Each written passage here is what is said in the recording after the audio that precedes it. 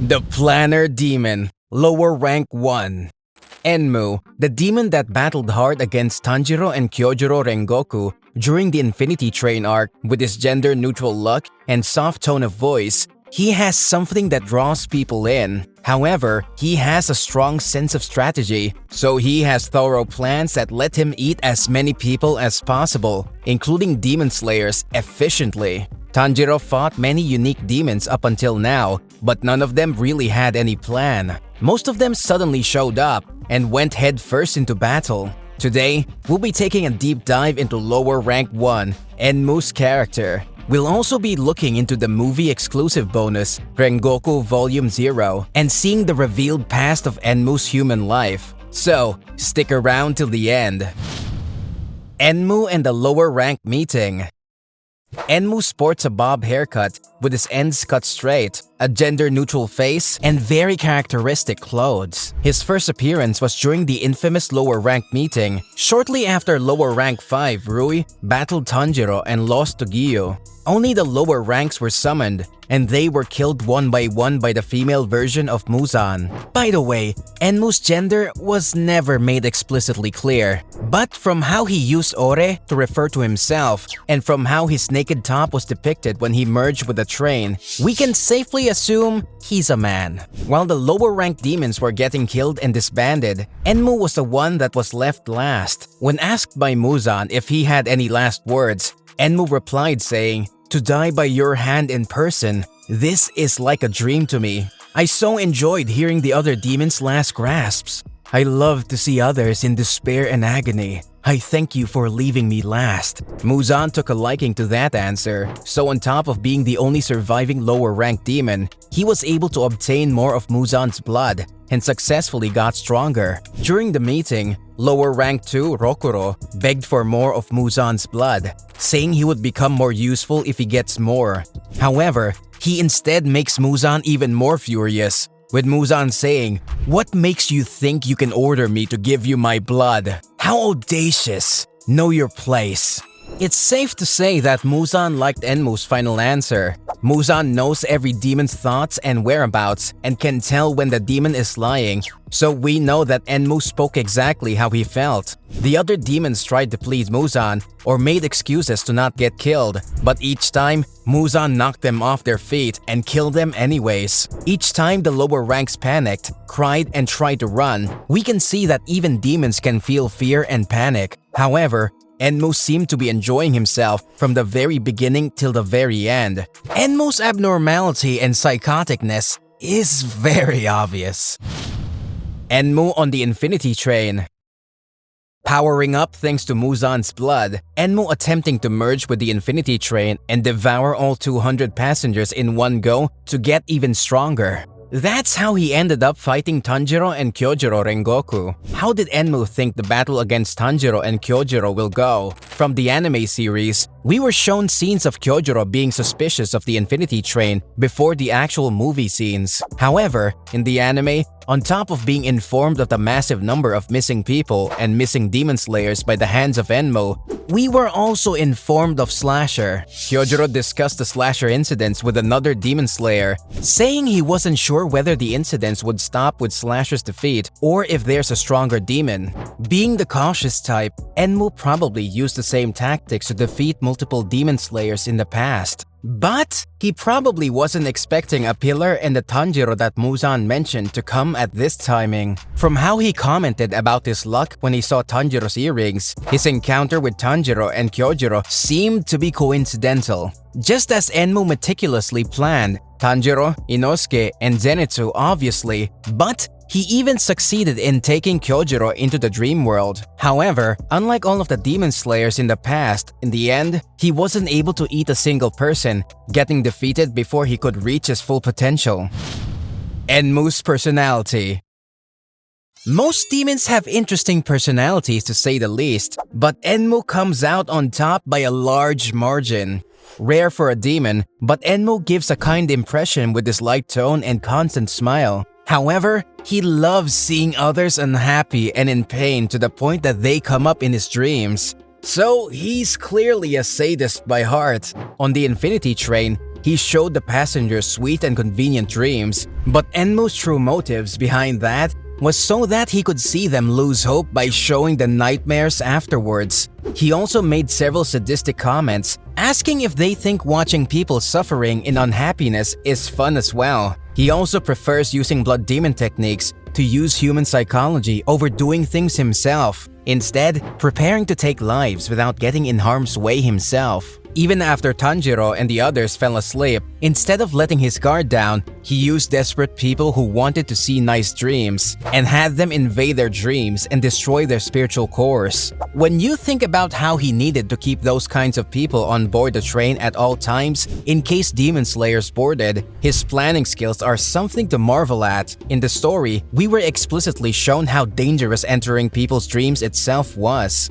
If they were affected by the person's subconscious, or if the ropes that connected them got cut by the Nichirin sword, they could get trapped in the dream world forever and never wake up again. Enmu knew of those risks, so he never went into the dreams himself and didn't explain any of this to the people under his control. It seems the people under his control were only told that they would be shown nice dreams if they destroyed the spiritual cores. Others are only there for him to use. He doesn't care about anyone but himself. Everyone else is dispensable. Despite his looks, Enmu has a very cold personality.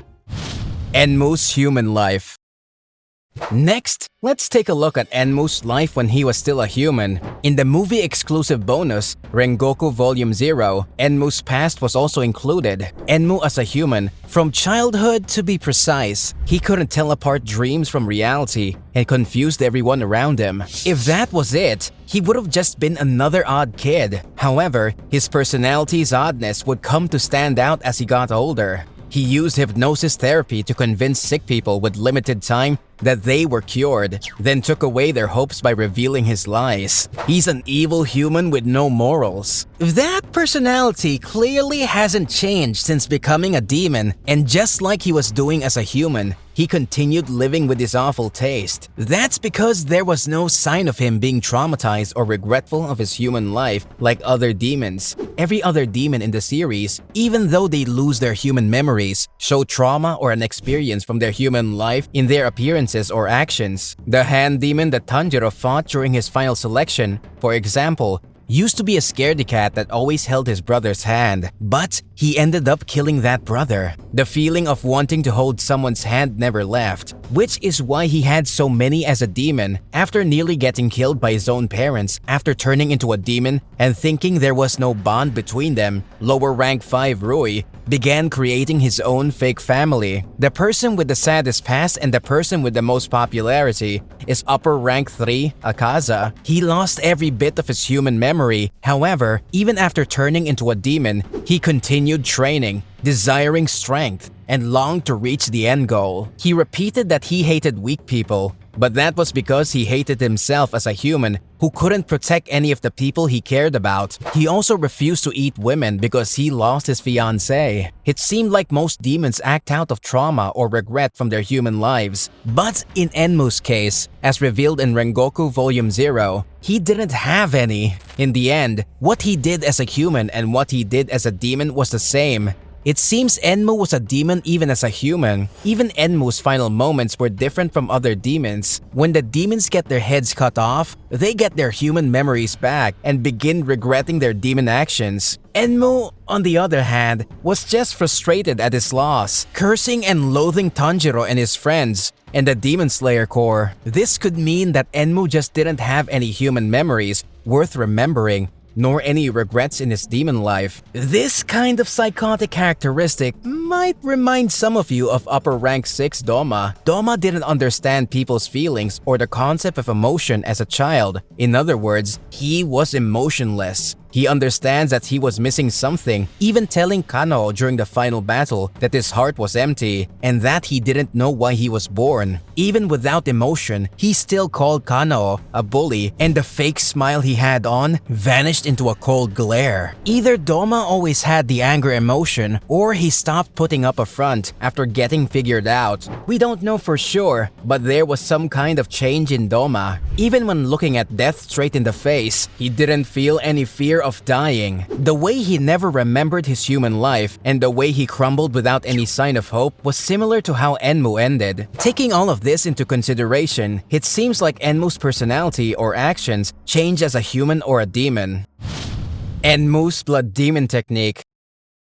Lastly, let's take a look at Enmu's Blood Demon Technique. His Blood Demon Technique itself is pretty strong, but how effective is it on other demons? Enmu is a lower rank one, so he is the power closest to the upper ranks. He's also known as the Demon of Sleep, and as shown in the Infinity Train arc, it allows him to put his victims to sleep and kills them as he shows them whatever dream he wants. He doesn't just put them to sleep and kill them, but after he shows them sweet dreams, he gives them nightmares and makes them lose hope. This is more of his hobby than the Blood Demon Technique itself. He can also destroy his victims' spiritual cores in their dreams and turn them into empty husks. In the Infinity Train arc, it was activated by clipping the tickets that Enmu marked with his blood. What makes him worthy of being a 12 Kizuki is his ability to deceive even a demon-sensitive pillar. Enmu's biggest strength has to be how cautious he is, setting up multiple traps just in case. After getting a power boost from Muzan's blood, does Enmu have the strength to become an upper-ranked demon? Enmu's Blood Demon Technique puts people to sleep. He needs to make them defenseless by putting them to sleep. So, while the Blood Demon Technique is a pain to deal with, it doesn't actually deal any damage. Let's assume it works on demons and look into it a bit more. In short, he probably still can't beat an upper-ranked demon. Even after receiving blood from Muzan, he still loses to Tanjiro on the Infinity Train. Even though Tanjiro isn't even a pillar, he figured out how Enmu's Blood Demon Technique worked. Kyojuro, while still being in his dream, managed to protect himself with just his will to live and broke out of the Blood Demon Technique with his spiritual core intact. A Blood Demon Technique that isn't perfect on humans might not be effective against demons with enhanced physical strength and equally enhanced senses. The upper ranks 1 to 3 in particular have strong willpower and know what they want, as well as have enhanced sensitivity, so the Blood Demon techniques might not even take effect. Kokoshibo could take Enmu down with one swing of moon breathing, and Doma could break down his Blood Demon Technique before using his eyes to defeat him. Akaza could use Destructive Death Compass Needle to read his movements and beat him in an instant. Of the upper ranks, the demon that Enmu's Blood Demon Technique could work on are the ones that are emotional or mentally weak. In other words, upper rank 6 Daki and upper rank 5 Gyoko. Daki during the Entertainment District arc was crying and throwing tantrums, as well as getting her head cut off a number of times. So on top of being emotionally weak, she doesn't even have the strength to be an upper rank. However, in Daki's case, even if Enmu could beat her, he would still have to beat the real upper rank, Gyutaro, and the Blood Demon Technique probably won't work on him. Gyoko was furious when Muichiro Tokito offended his pots. He has a low boiling point, so with a little push, Enmu's Blood Demon Technique might work. Gyoko's weak mental strength might be a good match for Enmu, especially with his natural talent to rub people the wrong way.